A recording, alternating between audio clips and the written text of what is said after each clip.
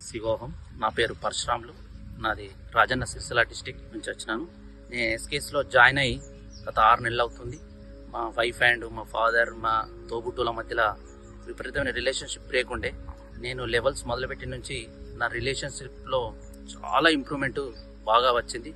అది ఎంత అద్భుతంగా అంటే అత్యద్భుతంగా రిలేషన్షిప్లో వారి మధ్య చాలా ప్రేమ స్టార్ట్ అయింది. నేను తిరుమల వెళ్ళినప్పుడు తిరుమల కొండపైన అత్యంత భారీ వర్షం వచ్చింది. ఆ సమయంలో నేను రూమ్ వెళ్ళడానికి చాలా అందరూ ఇబ్బంది పడుతున్నారు, ఎవ్వరు వెళ్ళడానికి కూడా అవకాశం లేదు.